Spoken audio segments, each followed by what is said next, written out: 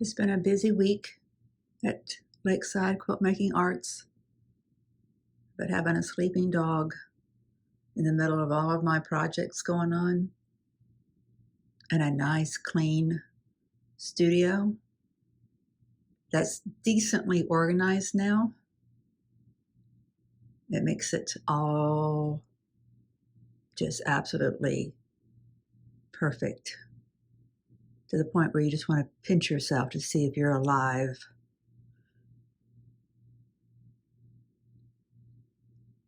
One project that's the perfect 10 sitting by the sewing machine, which we all know is perfectly clean and oiled up now. Stack of leader enders. One thing over there out of place needs to be put up. My camera mount broke this morning. And then one stack of things left to put away. Not bad. Hi, welcome back to Lakeside Quilt Making Arts. Today, when this video is being released, is March 1st. I cannot believe it, of 2024, of course. I doubt if anybody's going to be watching this video in any of the subsequent years, but just in case, I thought I'd throw that year in there. As most of you who have been subscribing and following by now, you know that on Fridays we do a recap video. And that's about all the videos that we've done this week from Sunday through Thursday.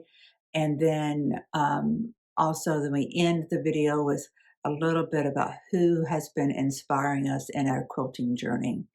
Whether it's an online quilty friend, somebody in person, somebody in print, anything along those lines. So let's see, what's our first video? The first video is always on Sunday, and that is our slow stitching Sunday. This has been a very full week. It started off with Sunday's video, where I had realized the day before that, well, actually, I think it was that morning, that I had been on a trajectory, a learning trajectory that was inconsistent, incongruent with the teaching being provided. Barbara Black with the Quilt Show was providing superb teaching, but I was wanting to learn the way that I had envisioned my project going. So I had to do a wake-up call for myself that I was being ignorant. I was being beyond that. I was being a stubborn brat. I needed to wake up. If I really want to learn about the quilt making arts, when great teaching is being provided to me, I need to do it. I need to listen up and I need to learn. So with my next Sunday show, which is coming up in a couple of days here, hopefully I will be able to implement some of Barbara's work. Since I had that realization on Sunday morning, it was a little bit too much for me to backtrack, especially with my studio being a little, well, way too messy.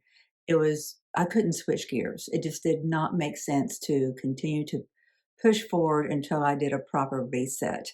So I did not get any stitching done that Sunday, and I released a video explaining that to you guys. So Mondays is normally a Motor Blockheads quilt along. I did manage to squeeze out a video about Motor Blockheads.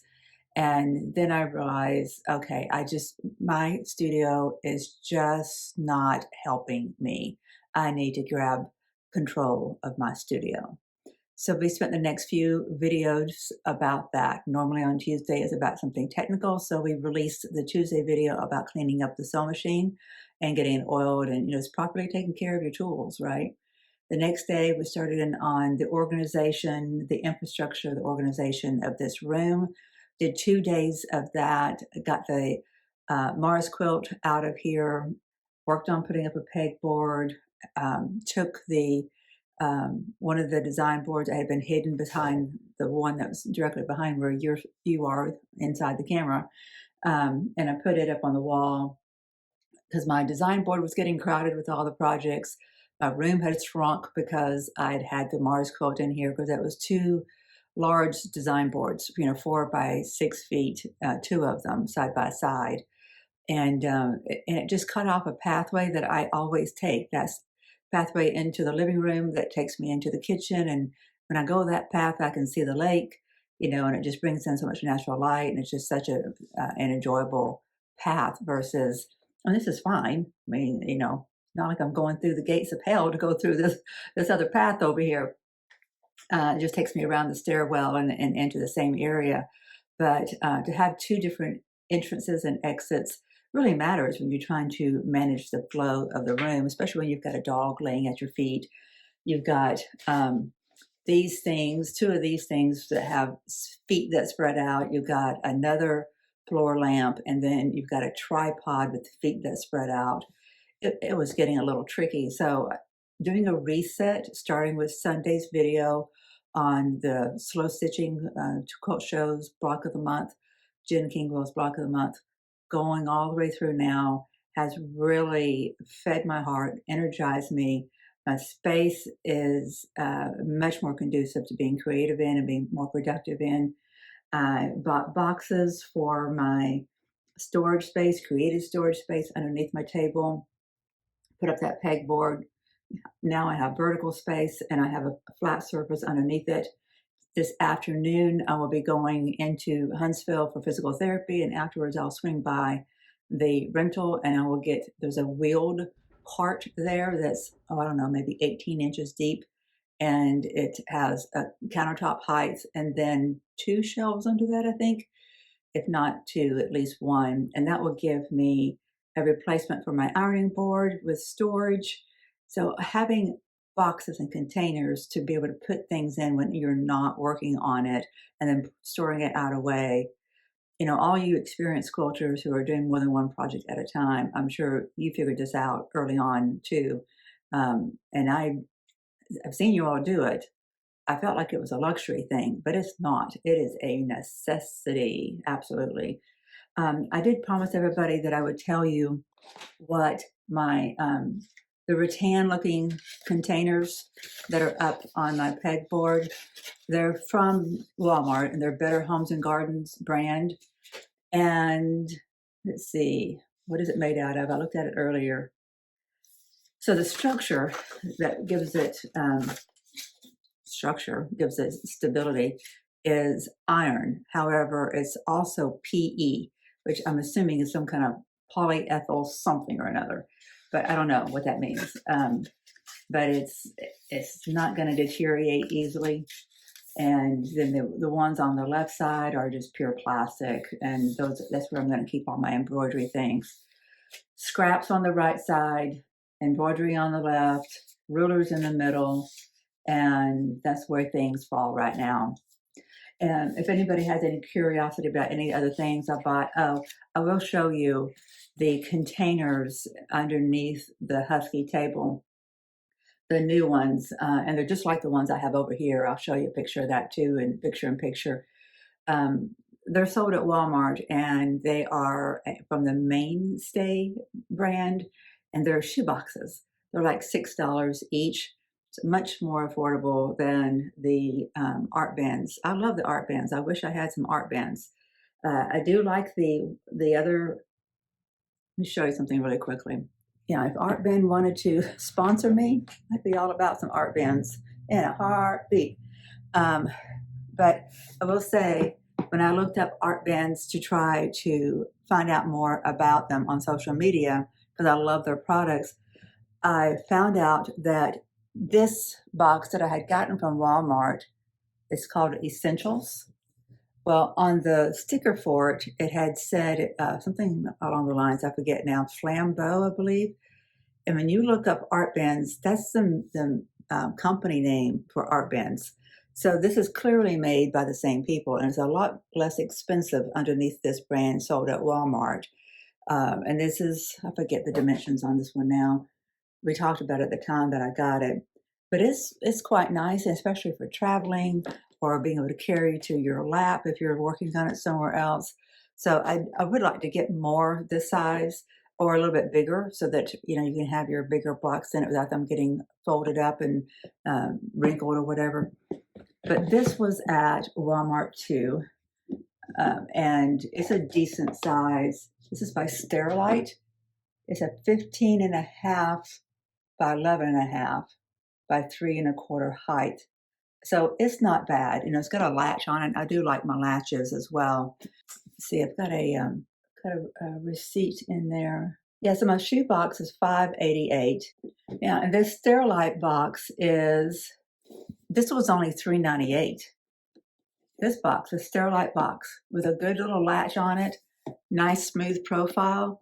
Now it does have rounded edges, you know, so you do lose some real estate if you're trying to put a square, you know, something with right angles into it, but that's not a huge deal. But that's affordable.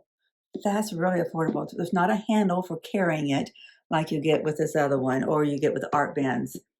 Now, again, I love the art bands, and um, if I could afford those, I would have those, but I need to buy other things before I need to spend that kind of money on something like that. I love these clear boxes that I have my fabric in. One day I'll get some IKEA Billy bookcases to put there to hold everything vertical there and flush against the walls. But that will work out nicely, I think. So Thursday's video was all about finishing up a lot of the stuff that I had in the works, getting that design board put up, finished decorating that pegboard, getting the Mars quilt out of here. And it was too dark by the time I got that done to give you guys a good visual. But now that we have daylight, I took a little bit of a panning video. So we'll get to see what things look like in the daylight.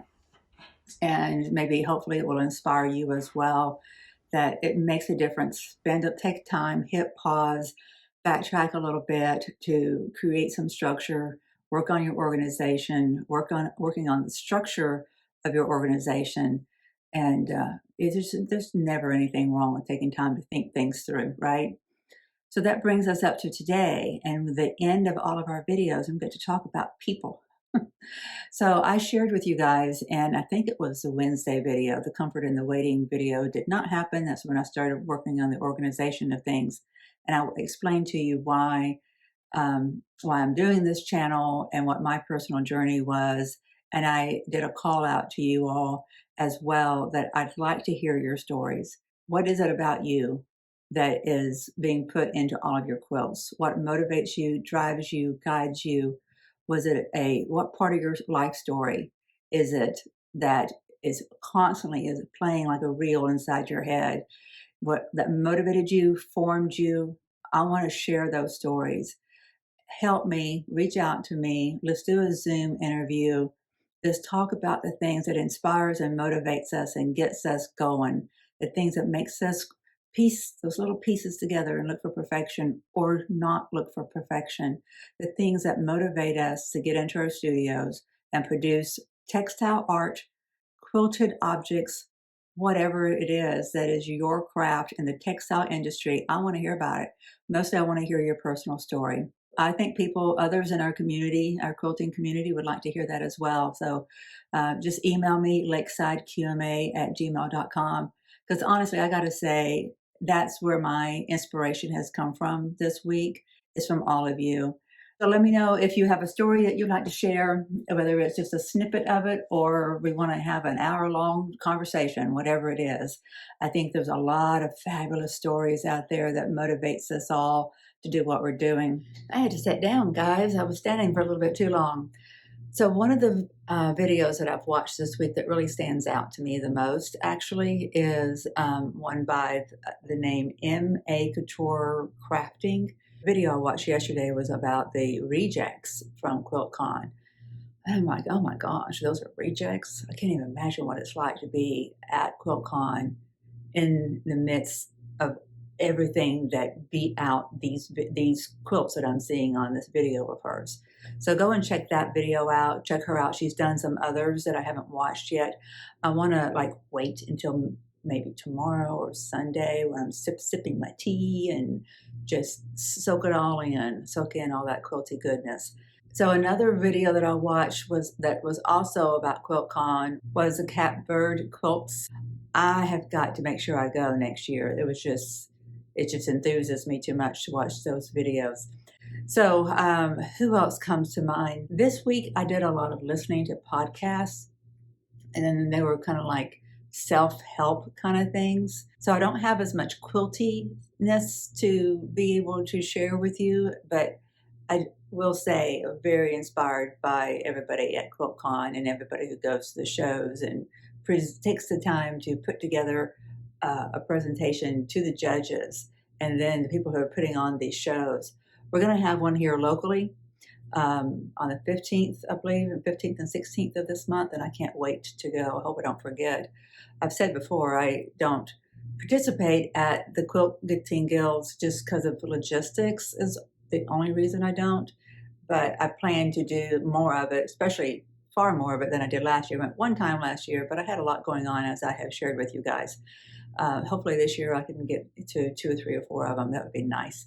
So without that engagement with others in my area, I'm afraid I might forget. So I've set several reminders to make sure that on the 15th and 16th, I am free to go to Huntsville and go to see that show. I'm hoping to get to meet more people that are in my area. I'm going to get this video done and get into town, go to my physical therapy, and then go pick up that, I forgot what I want to call it. It's like a wheeled table.